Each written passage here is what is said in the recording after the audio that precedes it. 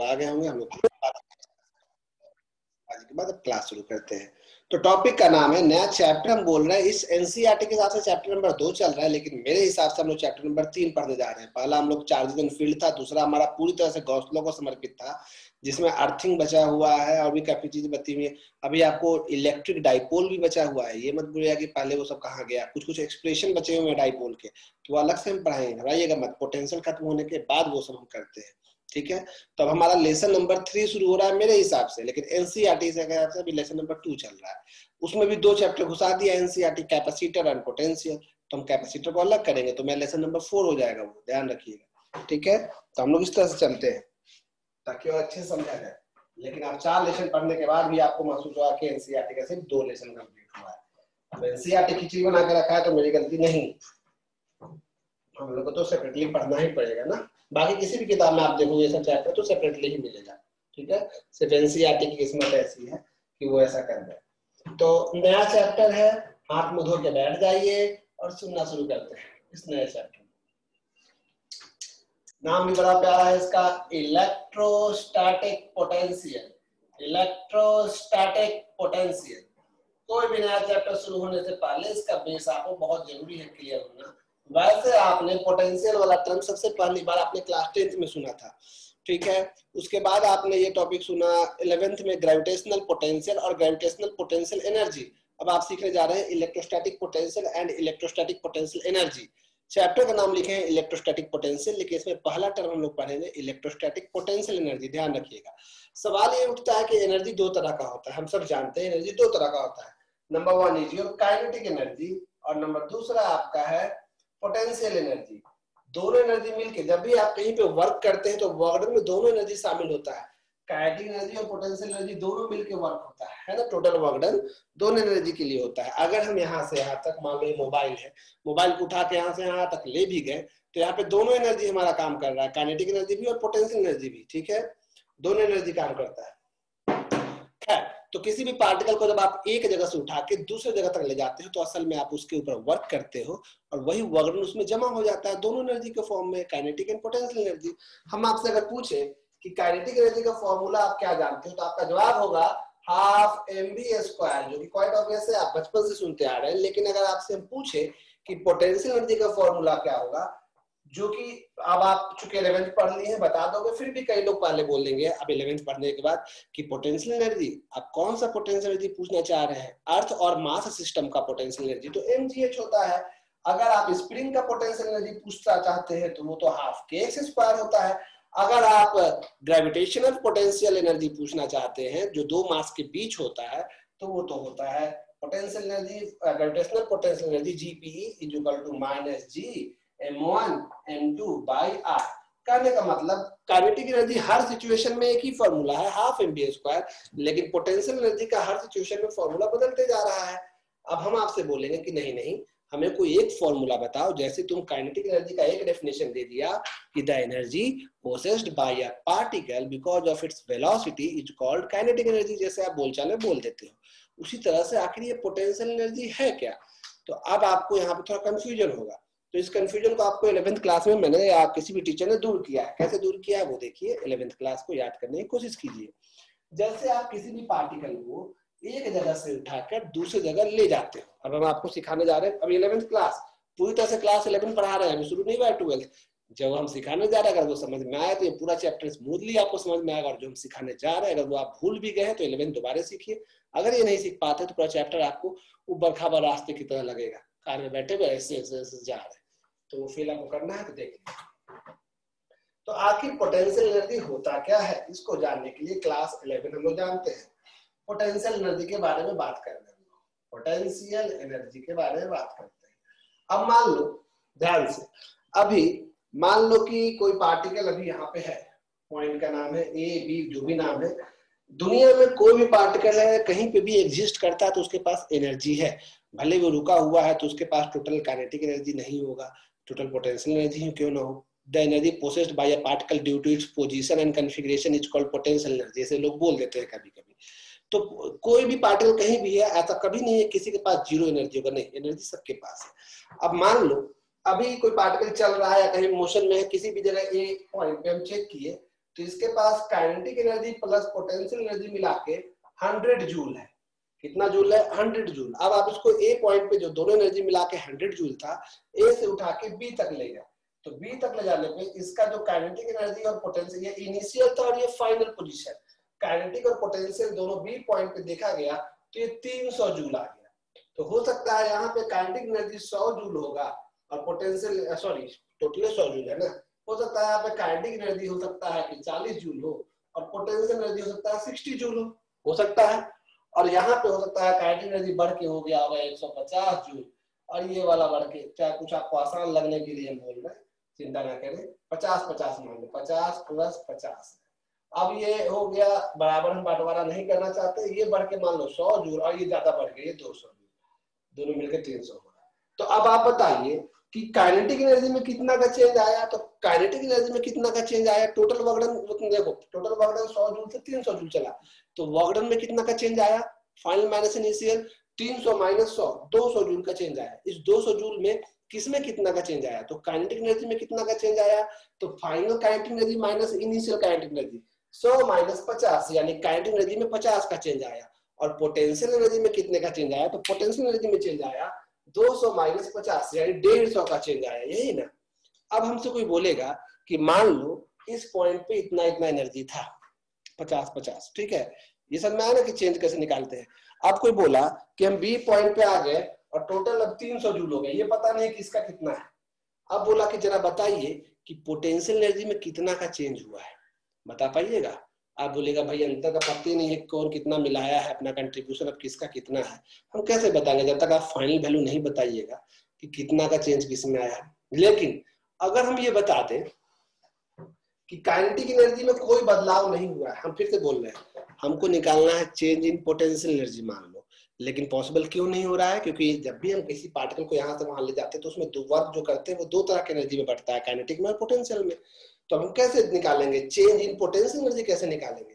इसके लिए एक मिनट हम लाइट जला देते हैं सामने का, तो लाइट तो कटा हुआ है, चमकेगा लाइट पे, ऐसा ही देखिए। तो इस केस में आपको कंफ्यूजन क्रिएट होता है।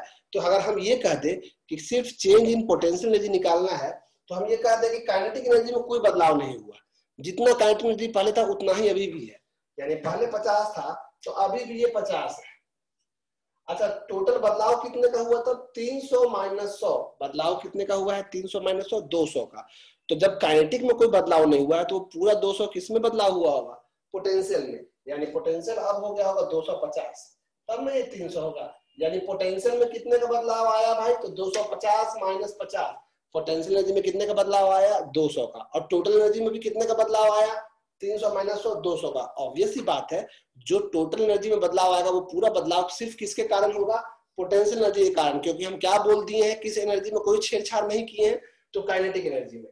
यानी यहाँ से एक बात समझ में क्या आया, बच्चे की बात है, 11th की बात है, फिर भी सुनना जरूरी है। यहाँ से एक बात ये समझ में आया कि जब कभी भी हमें काइनेटिक पोटेंशियल एनर्जी का चेंज निकालना हो तो हमें ये ध्यान रखना है कि पार्टिकल को यहाँ से वहां तो ले जाना है ताकि उसके ऊपर वर्क हम देख सके कितना हुआ। तो पार्टिकल जब भी पोजीशन बदलेगा, ध्यान रखिए, पोटेंशियल एनर्जी किसी के पास तब आएगा जब वो पोजीशन या कॉन्फ़िगरेशन बदलेगा। जैसे मेरे पास ये रुमाल है, रुमाल तो नहीं है, ये कपड़ा मिटाने का बोर्ड ये है, अगर इसको हम ऐसे मोड़ दे, देख रहे हैं, तो ये कॉन्फ़िगरेशन बदल दिया, यानी इसके पास अब एनर्जी जमा हो गया। वो एनर्जी दोनों के फॉर्म में है, काइनेटिक और पोटेंशियल। लेकिन हम ये ध्यान रखें कि इस क्रम में इसका काइनेटिक एनर्जी ना बदले, तो जो भी बदलाव आएगा, जो भी वर्क इसमें होगा, वो वर्क डन इसमें जमा हो जाएगा कौन सी एनर्जी के रूप में? पोटेंशियल एनर्जी के रूप में। मतलब पोटेंशियल एनर्जी निकालना हो तो आपको ध्यान रखना है किसी पार्टिकल का अगर पोजीशन बदलते हैं, जैसे इसको यहाँ से उठा के यहाँ ले जा रहे हैं, तो एकदम धीरे धीरे ले जाना है, जिस जो भी आप ले जा रहे हैं वेलोसिटी चेंज नहीं होना चाहिए ताकि काइनेटिक एनर्जी ना बदले, समझ में आ रहा है? और तब जाके इस पोजीशन से इस पोजीशन तक लाने में अगर काइनेटिक एनर्जी नहीं बदलता है तो जो भी बदलाव आएगा वो कौन सी एनर्जी का होगा? पोटेंशियल एनर्जी का। अब इसको हम लोग तो मैथमेटिकल फॉर्म में समझने की कोशिश करते हैं। यहाँ तक समझ में आया बात? यहाँ तक में कोई चिंता नहीं होना चाहिए। क्लास 11 चल रहा है लेकिन 12th के लिए उतना ही इम्पोर्टेंट है। तो हम बात करने जा रहे हैं पोटेंशियल एनर्जी का कि कैसे ये चीज आप अगर पहले, ये ऑब्वियस सी बात है, हम लोग स्कूल में पढ़ाएंगे तो लोग बोलेंगे जैसा कि 11th में आपने सीखा सीधे आगे बढ़ जाएंगे, लेकिन अभी बताना पड़ रहा है। देखो, फॉर कौन से पेन में इंक भरे थे भाई, इसमें भरे थे। फॉर कैलकुलेटिंग अभी कोई भी पोटेंशियल एनर्जी की बात कर रहे हैं, जनरल पोटेंशियल एनर्जी, याद रखिएगा पोटेंशियल एनर्जी कैलकुलेट करने के लिए सबसे जरूरी बात क्या है कि काइनेटिक एनर्जी को पूरे प्रोसेस में हम क्या रखेंगे, कांस्टेंट। और पता है आपको कि काइनेटिक एनर्जी कांस्टेंट मतलब half mv² should be kept constant. और ये भी आप जान लो कि हाफ mv² अगर आप कांस्टेंट रखते हो तो इसका एकमात्र कारण तभी पॉसिबल है, ये मास तो कांस्टेंट रहता ही है, हाफ तो कांस्टेंट, दो तो फिक्स वैल्यू है। किसको कांस्टेंट रखना होगा, आपको वेलोसिटी वेक्टर को कांस्टेंट रखना होगा, इसको नहीं बदलने देना होगा। और आपको पता है अगर किसी का वेलोसिटी कांस्टेंट है मतलब ना बढ़ता है ना घटता है, मतलब उसका एक्सेलरेशन जीरो है। क्योंकि किसी के पास अगर एक्सेलरेशन है मतलब वो या तो बढ़ेगा तो घटेगा, या तो एक्सेलरेशन पॉजिटिव होगा या तो नेगेटिव। लेकिन यहाँ पे वेलोसिटी कांस्टेंट होने का मतलब है, इसका मतलब ये है कि एक्सेलरेशन शुड बी कितना होना चाहिए, जीरो। जब तक एक्सेलरेशन जीरो नहीं होगा वेलोसिटी कांस्टेंट नहीं होगा। और एक्सेलरेशन अगर आप जीरो करना चाहते हैं, एक्सेलरेशन अगर आप जीरो करना चाहते हैं तो आपको उस पे लगाना होगा फोर्स। अब आपको पता है कि फोर्स इज इक्वल टू होता है मास इनटू एक्सेलरेशन। जब एक्सेलरेशन जीरो है तो फोर्स भी जीरो होगा, फोर्स नेट फोर्स भी हो जाएगा जीरो, नेट फोर्स जीरो हो जाएगा। नेट फोर्स दो फोर्स से मिलकर बनता है, कौन कौन सा, एक एक्सटर्नल फोर्स और एक इंटरनल फोर्स, जो कि आपने 11th क्लास में बहुत ध्यान से सुना है। यानी एक्सटर्नल और इंटरनल दोनों मिलकर कितने हो जाएंगे, जीरो। इसका साफ मतलब यही है कि एक्सटर्नल का वैल्यू इज इक्वल टू, ये उधर जाएगा तो माइनस हो जाएगा एफ इंटरनल। समझिएगा इस लाइन का क्या मतलब हुआ, इस लाइन का मतलब हुआ कि एक्सटर्नल फोर्स का वैल्यू तो इंटरनल के इक्वल होगा लेकिन डायरेक्शन उसके जस्ट अपोजिट होगा। अगर एक्सटर्नल लगता है राइट, सॉरी इंटरनल लगता है राइट तो एक्सटर्नल लगाएंगे लेफ्ट, वैल्यू सेम रखेंगे। तो आज के बाद एक बात आपके दिमाग में घुस जाना चाहिए, क्या कि अगर आपको पोटेंशियल एनर्जी निकालना है, उसमें चेंज निकालना है। एक्चुअली कभी भी कोई पोटेंशियल एनर्जी नहीं निकालता है, जब भी आप निकालते हैं चेंज निकालते हैं। वो अलग बात है कि शुरुआत में मान लिए कि जीरो है तो जो भी आएगा वो फाइनल को बोल देते हैं कि यही पोटेंशियल एनर्जी है। जमीन पे रखा हुआ कोई चीज का एनर्जी जीरो नहीं होता है, लेकिन हम लोग बचपन में सिखा दिया कि वहां जीरो है तो हाइट पे mgh बोल देंगे। आपको 11th में हम सिखाया है कि वो रेफरेंस पॉइंट होता है, उसको आप जीरो मानते हैं। जीरो कहीं भी किसी का एनर्जी नहीं होता है, कुछ ना कुछ एनर्जी है तभी वो एग्जिस्ट किया है। खैर वो तो आगे समझाएंगे। तो पोटेंशियल एनर्जी निकालने के लिए सबसे जरूरी बात क्या है, कौन सा एनर्जी कांस्टेंट रखना है, काइनेटिक एनर्जी। ये तभी कांस्टेंट होगा जब हाफ mv² कांस्टेंट होगा, और ये तभी कांस्टेंट होगा जब वेलोसिटी कांस्टेंट होगा। और वेलोसिटी कांस्टेंट होने का मतलब होता है एक्सेलरेशन जीरो। और एक्सेलरेशन अगर किसी का जीरो है तो उस पर लगने वाला नेट फोर्स भी जीरो है, न्यूटन सेकंड लॉ। और नेट फोर्स अगर जीरो है इसका मतलब जितने भी फोर्स लग रहे हैं एक्सटर्नल इंटरनल सब मिलकर जीरो होना चाहिए। और ये तभी पॉसिबल है जब external force is equal to minus of internal force हो जाए। मतलब एक्सटर्नल फोर्स का मैग्नीट्यूड तो इक्वल हो जाए इंटरनल के, लेकिन डायरेक्शन उसके जस्ट क्या हो जाए, अपोजिट। तो इस तरह से तब हम किसी पार्टिकल को जब एक जगह से दूसरी जगह तक ले जाएंगे तो हम जो चेंज इन पोटेंशियल निकालेंगे, U final minus U initial, ये फॉर्मूला हो गया चेंज इन पोटेंशियल एनर्जी का, U final minus U initial. ध्यान सीखिएगा, U final minus U initial. Change in potential energy असल में होता क्या है, ये असल में होता है वर्क डन के इक्वल। लेकिन इस वर्क डन में क्या ध्यान रखना है, कौन सी एनर्जी में कोई बदलाव नहीं होना चाहिए, काइनेटिक एनर्जी में। तभी तो 11th क्लास में हम लोग डेफिनेशन लिखाए थे कि whenever a particle is taken from one point two another point without changing its kinetic energy, then the work done on it by external या internal जो भी हो force is equal to the change in its potential energy, या the work done on it is stored as the potential energy of the system। यही सब बातें हुई थी 11th में। अब अगर आपको याद हो तो, नहीं भी याद हो तो हम पूरा फिर से बता रहे हैं, इसलिए कोई पैनिक नहीं करेगा जो आप 11th में सो गए थे तो नहीं पढ़े थे, ये सब कुछ नहीं। ठीक है, हम पूरा चीज बता के चल रहे हैं, एक भी लाइन हम नहीं छोड़ रहे जो कि हम आपको ऐसा बोल दे कि 11th में पढ़ा इसलिए आगे सीख लो, बताए काम करते। तो अगर आप एक्सटर्नल फोर्स लेके बनाएंगे तो 11th में आपको हम बताया था कि फॉर्मूला प्लस में होता है, लेकिन अगर आप यही फॉर्मूला लिखते हैं चेंज इन पोटेंशियल एनर्जी, लेकिन आप एक्सटर्नल नहीं इंटरनल लेके बनाते हो तो यही फॉर्मूला क्या चीज में होगा, माइनस में। ध्यान रखिएगा, ये बहुत लोग भूल जाते हैं। Change in potential energy either या तो positive of the work done, ये फॉर्मूला में प्लस। देखो वर्क डन दो तरह का होता है, प्लस भी और माइनस भी। जैसे अगर कोई पार्टिकल है, इसको आप इधर फोर्स लगा रहे हैं और पार्टिकल इधर ही जा रहा है, डिस्प्लेसमेंट और फोर्स सेम डायरेक्शन में तो वो पॉजिटिव वर्क होता है। लेकिन कोई पार्टिकल है, इधर खींच रहा है पार्टिकल, इधर भाग रहा है, बीच का एंगल 180 डिग्री बन गया, तो वर्क डन का फॉर्मूला आता है एफ डी कॉस थीटा। अब एफ डी कॉस 0 है, यहाँ कॉस 180 है, कॉस 180 -1 हो जाता है, तो ये नेगेटिव हो जाएगा। तो वर्क डन दो तरह का होगा, पॉजिटिव नेगेटिव, वो अलग से निकालेंगे, और इस फॉर्मूला में ये प्लस और माइनस को ध्यान रखना है। कोई एक, जैसे मैं एग्जांपल आपको 11th वाला ही समझा रहे हैं, जो कि हम समझाते हैं हमेशा। मान लीजिए ये एग्जांपल बहुत ही सिंपल सा है, इसको सुनना है और समझना है। ये आप समझ गए तो इस चैप्टर की शुरुआत से आपको दिक्कत नहीं होगा शुरुआती टॉपिक में, ठीक है। पोटेंशियल एनर्जी आप निकालना सीख रहे हैं और कुछ खास नहीं।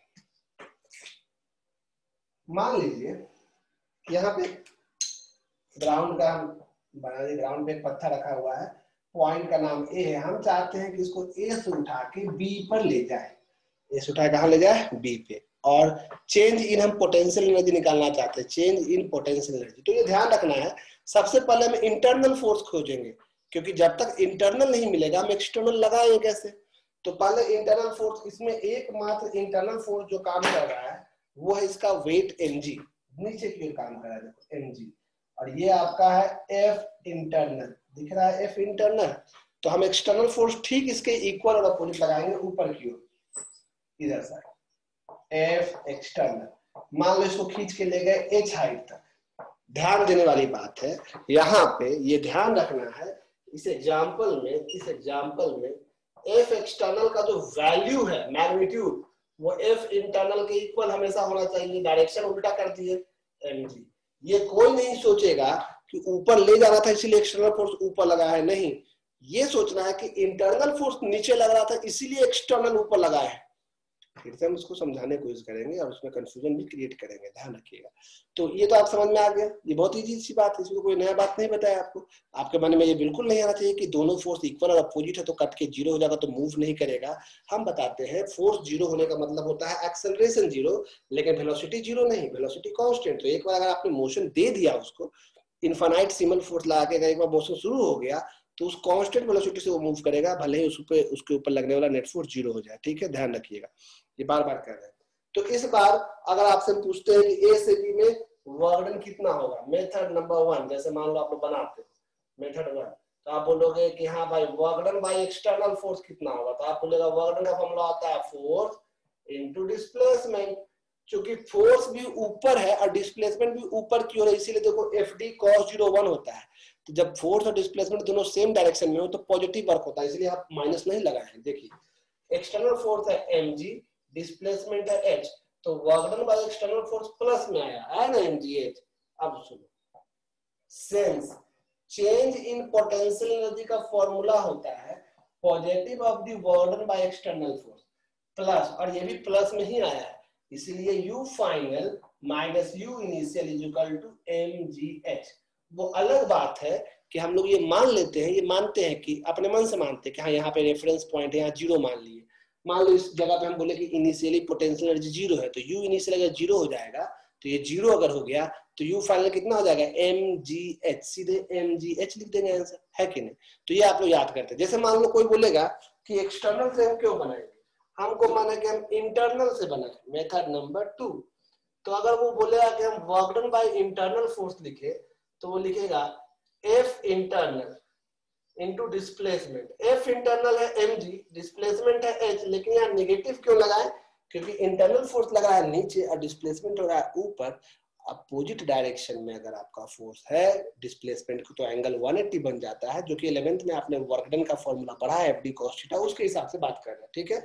अब देखो minus mgh, since change in potential energy क्या फॉर्मूला होता है, अगर आप इंटरनल लेके बनाए हैं तो आपका फॉर्मूला है negative of the work done by internal force. ये माइनस फॉर्मूला का माइनस है, और जो वर्क डन है वो तो हम लिखेंगे ही, तो माइनस वर्क डन कितना आया है भाई, माइनस mgh, तो ये बात हो गया प्लस में mgh, ये हो गया आपको u final minus u initial. तो दोनों केस में आंसर सेम आता है, कोई एक ही तरीका से बनाना है, एग्जाम में दोनों नहीं बनाना है हम लोग, ठीक है। तो ये आपको बेसिक 9th क्लास का बात था ये वाला बात, और ये 11th क्लास का बात। ये फॉर्मूला आपको एकदम जिंदगी भर तो नहीं, जब तक पढ़ना है याद रखना होगा, ठीक है। इतनी बातें समझ में आई तो हम चैप्टर का पहला एक्सप्रेशन में कूदने जा रहे हैं। पूरा पहला मीटिंग हम इसी में लगाते हैं, ध्यान दीजिए, अब इसी पे बात कर रहे हैं। इसको हम फोटो खींच के आपको भेज तो दे रहे हैं, आप चाहे तो उसको रखें या तो छोड़ भी सकते हैं।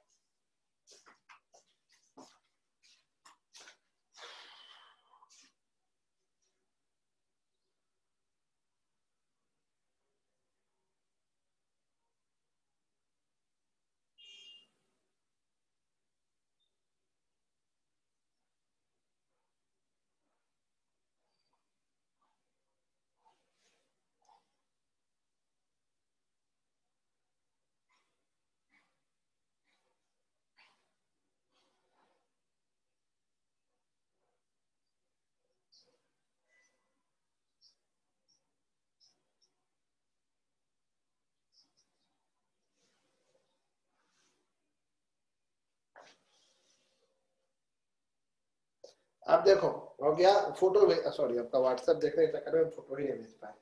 Wait wait wait wait, physics के टीटीएस बैच में ये फोटो हम भेज रहे हैं। ओके चला गया फोटो। अब यहाँ पे एक बात सबसे अब तो समझ में आ गया, पोटेंशियल एनर्जी का कोई फॉर्मूला आपसे कोई पूछेगा कि पोटेंशियल एनर्जी क्या होता है तो आप तरह तरह का फॉर्मूला मत बताएगा, आप बोलिएगा पोटेंशियल एनर्जी असल में किसी भी पार्टिकल के अगर पोजीशन या कॉन्फ़िगरेशन को आप बदलते हैं, एक जगह से दूसरी जगह ले जाओ, चाहे वही जगह उसको क्रम्बल करो या मूव करो, तो उस दरमियान अगर आप उसका काइनेटिक एनर्जी चेंज नहीं करते हैं तो उसमें जो भी वर्क हम करेंगे वही वर्क डन उसमें स्टोर हो जाता है पोटेंशियल एनर्जी के रूप में।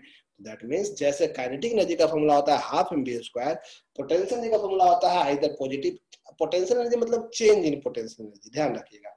वो अलग बात है कि एक को हम लोग जीरो अज्यूम कर लेंगे तो आंसर हम लोग डायरेक्ट बोल देते हैं potential energy. Change in potential energy या तो positive of the work done by external force या negative of the work done by internal force. तो आप कितनी बातों को यहाँ समझे हैं नहीं समझे हैं, इसके लिए हम आपको एक सवाल पूछते हैं। मान लो यही सवाल रहता, यही सवाल से अभी हम ए से बी ले गए हैं, अभी हमको बी से ए लाना रहता है, अगर मान लो बी से ए लाना रहता, सेम सवाल हमको लाना है बी से ए, बी से ए, तो बताइए एक्सटर्नल फोर्स किधर लगाते हैं? बी से ए लाना है और हमको पोटेंशियल एनर्जी निकालना है, हवा में ऐसे कुछ है, बी से ए लाना है, कोई पत्थर पकड़े हुए हैं आपको बी से ए ले जाना है, तो एक्सटर्नल फोर्स आप किधर लगाते हैं, नीचे लगाते हैं कि ऊपर लगाते हैं? तो कई लोग के मन में आया कि लाना है तो नीचे लगाए, जी नहीं, पहले हम चेक करेंगे कि जब बी पे है तो इस पे वेट लग रहा है नीचे और ये है इंटरनल फोर्स, ये जब नीचे लग रहा है तो भी हम एक्सटर्नल ऊपर लगाएंगे, खुद ब खुद वो धीरे धीरे अपने वेट के चलते नीचे, वो तो आप वेट उसको खींच ही रहा है, नेट धीरे धीरे लगाएंगे, लेकिन एक्सटर्नल फोर्स आपको खुद लगाना पड़ेगा ऊपर, आप भी नीचे लगा दीजिएगा और एमजी भी नीचे तो और तेजी से गिरेगा, है ना। तो देखो एक्सटर्नल फोर्स किधर लगाते हैं तो इंटरनल के अपोजिट लगाते हैं। कोई बात नहीं, अगर ना भी समझ पाए हो तो ये पूरी तरह से 11th है। तो हम शुरुआत करने जा रहे हैं इलेक्ट्रोस्टैटिक पोटेंशियल चैप्टर में। सबसे पहला टॉपिक जिसका नाम है इलेक्ट्रोस्टैटिक पोटेंशियल एनर्जी, हेडिंग डालिए इलेक्ट्रोस्टैटिक पोटेंशियल एनर्जी। चलिए एमडब्ल्यू बैच के दो बच्चे हमको, एक तो हमको दिखा था आर्यन था, शायद आर्यन अब नहीं है, जो जितने लोग का ये छूटा हुआ था यही हम कल के बैच में उस बैच में पढ़ाए थे, अब जो हम पढ़ाने वाले हैं वो कल वाले बैच में शुरू से पढ़ाएंगे। एमडब्ल्यू बैच में इतना ही हुआ है, तो एमडब्ल्यू वाले सब लीव कर गए हैं, अच्छी बात है। ये कितना अच्छा बात है कि अपने बैच के प्रति ईमानदारी के हम अपने ही बैच में सीखेंगे, जो उस बैच में नहीं सीखे तो वही सीखने आए यहाँ। वाह वाह वाह, ऐसा कोई बात नहीं है, आप इस बैच में दोबारा पढ़ लीजिएगा, उसमें तो अच्छा ही रहेगा आपके लिए। आप जो उस बैच के बच्चे इसमें अगर ज्वाइन किए हैं तो आप दोनों में पढ़िए, अच्छा फायदा करेंगे। अगर आपको समय है तो, बर्बाद करना नहीं चाहते हैं और कोई चीज में अपना समय, तो पढ़ाई में लगाइए। टॉपिक का नाम है electrostatic potential energy, electrostatic potential energy between 2 point masses, 2 point charges, electrostatic potential energy between 2 point charges. Definition सीधे लास्ट में हम लिखवा देंगे, चिंता मत कीजिएगा। Electrostatic potential energy between 2 point charges, ये एग्जाम में आता है, इसको इंपॉर्टेंट मार्क करेंगे। ये एक्सप्रेशन है, क्या है expression? Electrostatic potential energy between 2 point charges, 2 point charge के बीच में पोटेंशियल एनर्जी कितना होगा। जैसे कि आपको याद होगा हम ग्रेविटेशन चैप्टर में बताए थे gravitational potential energy between 2 point charges, ये आपने 11th में पढ़ा होगा। हम क्या बताएंगे, जो भी टीचर होते हैं वो बताएंगे, ये कहने का मतलब होता है। कई लोग ऐसा सोचते हैं कि हम 11th में नहीं थे, ऐसे बोलते हैं भैया बार बार।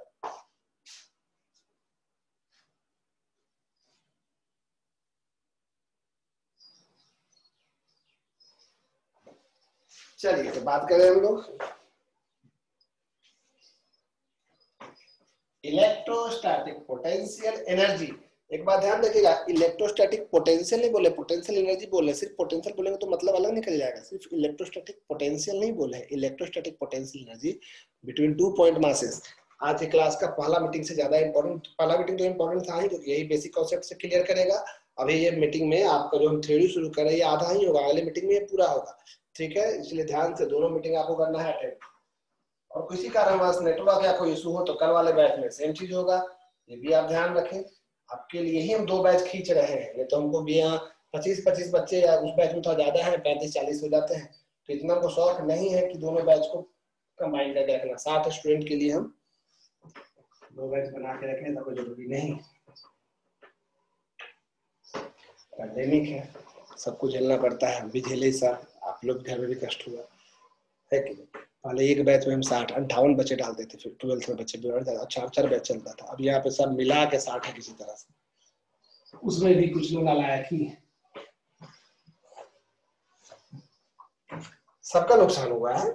ठेला वाला बोलेगा हम उस हिसाब से पहले इतना इतना बेच लेते थे, एक दिन में इतना का पकौड़ा, इतना का समोसा, अब एक भी समोसा नहीं बिकता है। इस तरह से देखिए, एक छोटा सा लैब में चाइना ने क्या बनाया, क्या गलती किया, देखो क्या हो गया। तो इस बार 2 पॉइंट चार्ज है, ध्यान देना। 1 पॉइंट चार्ज है Q1, 1 पॉइंट चार्ज है Q2, और दोनों पॉइंट चार्ज इस समय R दूरी पे है या R1 दूरी पे है। देखो R1 दूरी पे है, 2 पॉइंट चार्ज, दोनों पॉजिटिव है मान लो। हम लोग मान के चल रहे हैं कि दोनों पॉजिटिव है, ऐसा कोई जरूरी नहीं कि दोनों पॉजिटिव हो। हम वो केस लेके चल रहे हैं प्रूफ करने के लिए। हम क्या लेके चल रहे हैं कि late Q1 into Q2 greater than 0, या तो दोनों पॉजिटिव है या तो दोनों नेगेटिव है। तुम दोनों को ग्रेटर देन 0 क्यों लिखे? दोनों प्लस इंटू प्लस तो भी प्लस होगा, माइनस इंटू माइनस तो भी माइनस होगा। समझने के लिए ऐसे लिखा जाता है। खैर, अब मान लो ये पॉइंट का नाम दिए A और इस पॉइंट का नाम दिए B। आपको दिखा A और B 2 पॉइंट। A पे जो चार्ज है Q1, दोनों एक दूसरे फोर्स लगा है, Q1 Q2 को धक्का दे रहा है और Q2 Q1 को। तो हम A पर का जो चार्ज है उसको फिक्स कर दिए। फिक्स कर दिए मतलब कांटी वाटी मारी बांध दिए, नहीं मूव कर सकता, यही समझो। बोल चार्ज में ये फिक्स्ड है। तो कौन सा चार्ज मूव करना चाहेगा? B पर का चार्ज, क्योंकि Q1 भी तो Q2 पर फोर्स लगा रहा है। हम चाहते हैं कि Q2 को B से उठाकर किसी पॉइंट C तक ले जाए, इस तरह से कि इसके बीच का सेपरेशन R1 से बढ़कर कितना हो जाए? R2 हो जाए। मूव करवा रहे हैं, कोई दिक्कत नहीं है।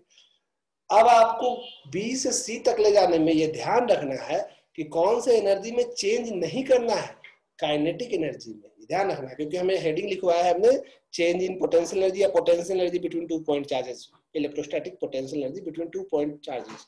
तो B से C तक अगर आप ले जाते हैं तो ये बताइए कि ये इस पे फोर्स लगाएगा, जो फोर्स लगाएगा वो इलेक्ट्रिक फोर्स होगा, जो कि इंटरनल फोर्स है, कंजर्वेटिव फोर्स है। तो इस पे इधर साइड ये फोर्स लगा रहा है F इलेक्ट्रिक, ELEC मतलब इलेक्ट्रिक, ये इंटरनल फोर्स है। तो आप बताइए कि आप किधर लगाएंगे फोर्स? ऑब्वियस ही बात है, जस्ट इसके अपोजिट लगाइएगा। सॉरी, जस्ट इसके अपोजिट लगाइएगा, इस साइड, F एक्सटर्नल। दिख रहा है आपको? कहिएगा ना। एक बात तय है, अब आपको क्या करना होगा, आपको वर्क डन निकालना होगा। कहां से कहां तक के ले जाने के चक्कर में B से C तक। वर्क डन 2 तरह का होता है, 2 तरह के फोर्स का होता है, समझिएगा। ये बिल्कुल बेसिक बात, हम चाहे तो डायरेक्ट प्रूफ कर देंगे, वो सब समझ में आएगा, लेकिन उसका मर्म, उसका तत्व आप नहीं समझ पाओगे क्या है। अगर मान लो हम यहाँ पे फोर्स का वैल्यू है 5 न्यूटन, अब फोर्स लगा किसी पार्टिकल पर, यहाँ से यहाँ गया है वो 2 मीटर, तो बोलेगा वर्क डन कितना हुआ? तो आप सीधे इंटू कर दोगे, फोर्स इंटू डिस्प्लेसमेंट, 5 इंटू 2 10, क्योंकि डायरेक्शन सेम है तो कॉस्ट 0 हो जाता है। लेकिन अगर वहीं पे हम कहीं लिखे हैं कि फोर्स अगर 5x है, तो बताओ 2 मीटर जाने में कितना वर्क हुआ? अरे वाह, फोर्स 5x है, तो क्या अंतर हुआ? इस दोनों फोर्स में अंतर ये हुआ, ये फोर्स कांस्टेंट था, ये फोर्स x पे डिपेंड किया। हर जगह पे फोर्स का वैल्यू बदलेगा, x का वैल्यू क्योंकि हर जगह पे बदलेगा, x मतलब दूरी है कि नहीं। इस केस में वर्क डन का फॉर्मूला आपको बताया हमने कि पूरा ना लेके एक छोटा सा डिस्प्लेसमेंट ले लेते हैं, और उसके लिए लिखते हैं work done equal to force into displacement, तो F इंटू dx लिखते थे, याद आया? Fx dx जो आप लिखते थे, पहले छोटे के लिए निकालते हैं और फिर पूरे के लिए इंटीग्रेट कर देते हैं। ये 11th क्लास में करते थे। तो 2 तरह का फोर्स होता है, तो वर्क डन भी 2 तरह का होता है। अगर ये फोर्स कांस्टेंट फोर्स हुआ तो वर्क डन सीधे डिस्प्लेसमेंट कितना है, तो B से C का डिस्प्लेसमेंट है R2 माइनस R1, सीधे हो जाता काम। लेकिन प्रॉब्लम ये है कि कूलम्ब्स लॉ में आपने फोर्स का वैल्यू पढ़ा है K, Q1 Q2 दोनों के बीच का दूरी का स्क्वायर।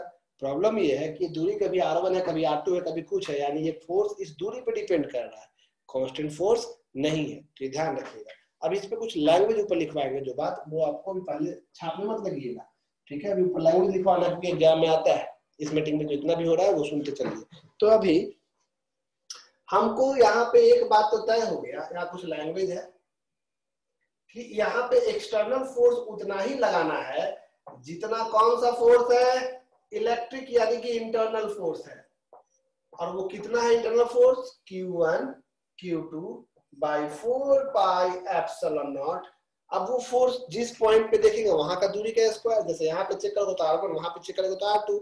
तो हम क्या करते हैं, एक बहुत ही छोटा डिस्प्लेसमेंट लेते हैं dx, जो कि हम लिए हैं कितने दूरी पे, x दूरी पे। जैसे Q2 को हम B से C ले जा रहे हैं, ये जा रहा है रांची से पटना। कभी ना कभी ये पिस्का मोड़ से रातुरुट चौक गया होगा, छोटा डिस्प्लेसमेंट और छोटा कर दो, पिस्का मोड़ से गैलेक्सिया मोड़, जो भी आपका इलाका है जहां पे भी आप छोटा सा डिस्प्लेसमेंट समझना चाहें। तो हम इसलिए ऐसे dx के फॉर्म में लेगा क्योंकि यहाँ फोर्स कांस्टेंट नहीं है। तो हम जिस पॉइंट की बात कर रहे हैं रैंडम, उस दूरी का नाम क्या दिए, x। ना तो उसका नाम r1 देना, ना तो r2, फिक्स नहीं कर सकते, इसलिए रैंडम नेम देना पड़ेगा। 4 पाई एप्सिलॉन नॉट कौन सा square, x square, equation bound. यहाँ तक तो कोई दिक्कत नहीं है। अब यहाँ दो फोर्स है, एक एक्सटर्नल फोर्स है, एक इंटरनल फोर्स है। तो आप दोनों में से किसी एक का भी आप डिस्प्लेसमेंट के लिए लिख सकते हो। तो देखो वर्क डन बाय कौन सा फोर्स बात कर रहे हैं, वर्क डन बाय, मान लो हम इंटरनल फोर्स ले रहे हैं, या इलेक्ट्रिक फोर्स या इंटरनल फोर्स, ध्यान रखिएगा, electric force during small displacement dx during small. ये मीटिंग अपने आप एंड हो जाएगा 1.5 मिनट के अंदर, तो जब तक चल रहा है आप तो ज्वाइन कीजिएगा अगला meeting. During small displacement dx, एक छोटा डिस्प्लेसमेंट dx के लिए कितना वर्क डन होगा, तो work done by electric force है, ये इंटरनल फोर्स है, WINT लिखे मतलब इंटरनल फोर्स, छोटा वर्क डन है, छोटा डिस्प्लेसमेंट है, इसलिए DW लिखे। Work done is equal to internal force भी राइट साइड है और डिस्प्लेसमेंट भी राइट साइड हो रहा है, इसलिए पॉजिटिव वर्क है। Work done is equal to F electric into displacement dx। F electric का वैल्यू कितना लिखेंगे, Q1 into Q2 by 4 pi epsilon naught x square, दिख रहा है, इंटू में dx। टोटल निकालने के लिए हमको दोनों साइड क्या करना होगा, इंटीग्रेशन, क्योंकि छोटे छोटे डिस्प्लेसमेंट को जोड़ेंगे r1 से r2 तक, तब ना पूरा वर्क डन निकलेगा। तो हम लिखने वाले हैं integrating both sides with in proper limit. और इसके आगे की बात हम अगले मीटिंग में करेंगे। यहाँ के बाद देखो बस इंटीग्रेशन लगा दिए, work done by internal force is equal to integration of. अब अगले मीटिंग में आइए, बाय बाय दिस मीटिंग, अगला मीटिंग, नाश्ता कर लो।